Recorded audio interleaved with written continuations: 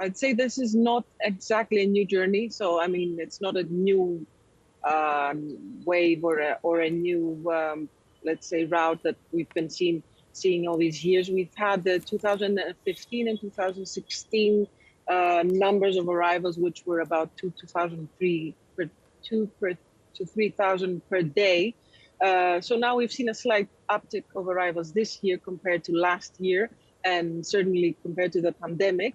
But it's just happened that last week, in the same day, and just last Thursday, we had two shipwrecks, one on the island of Lesbos and one off the island of Kythira.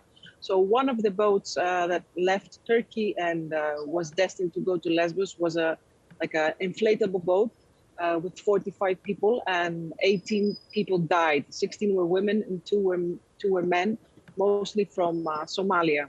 Then the same night we had another shipwreck, and it was a boat, a sailing vessel, bigger than an inflatable boat, obviously, that left Turkey and was destined to Italy. This is a new route that we've been seeing the last year or so. So boats leaving Turkey and they want to go to Italy because they want to avoid, let's say, the patrols, the increased patrols of the Eastern Aegean.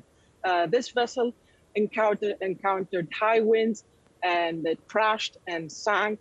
And there were 95 people on board, according to testimonies from the survivors. 80 people have been found and have been recovered. I mean, have been found alive, and there have been some bodies that were recovered the last few days that have come to the shores after that shipwreck. Yeah. So, it's a terrible tragedy. So that the numbers of deaths are awful. Is it justified that there is this anger towards Turkey for not doing enough to stop those boats in very risky circumstances? Yes, this our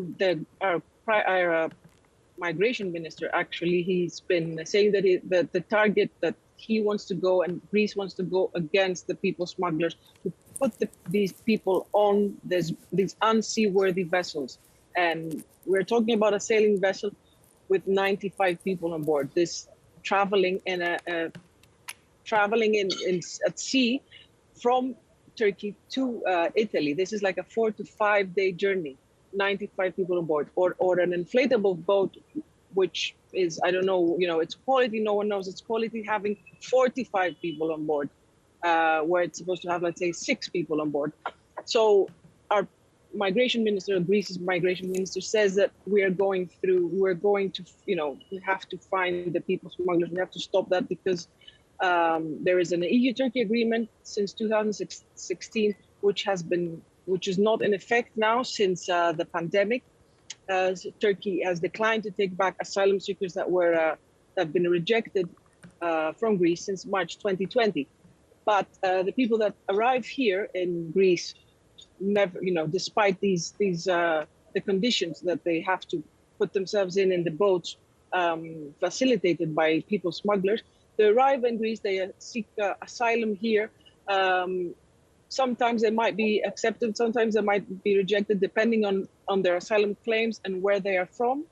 And then that means that they might again rely on smugglers once more to move to other countries in the EU, where they're most of the time that's where they want to go, to Germany or other countries, not to stay in Greece. Yeah.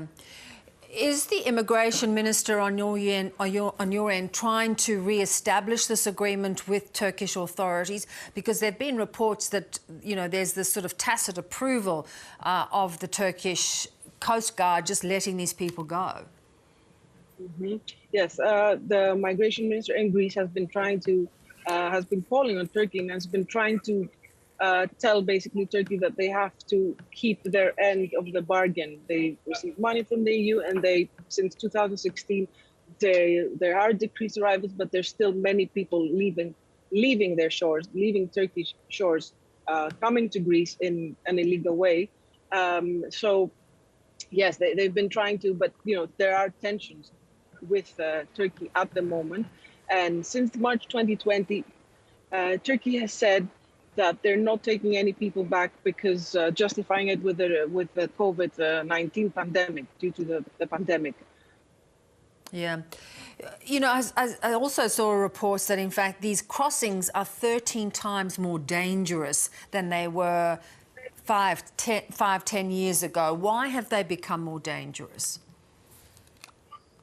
Well, I mean, they were always dangerous because people going on unseaworthy vessels, many people also, putting people on a boat, cramming them on boats that are unseaworthy is always dangerous. But when you have to, let's say, leave one country, Turkey, and go on a sailing vessel and have to travel 5 days, chances are that you're going to encounter very bad weather, very bad sea. There's people who drive these boats are probably, they're smugglers or the lower end of, some end of the tail of the smuggling ring.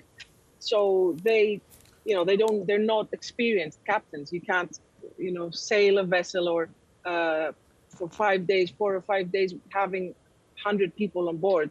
You will encounter, some sort of bad weather at some point, especially as autumn approaches. And now we're in October, and we've already had shipwrecks so far.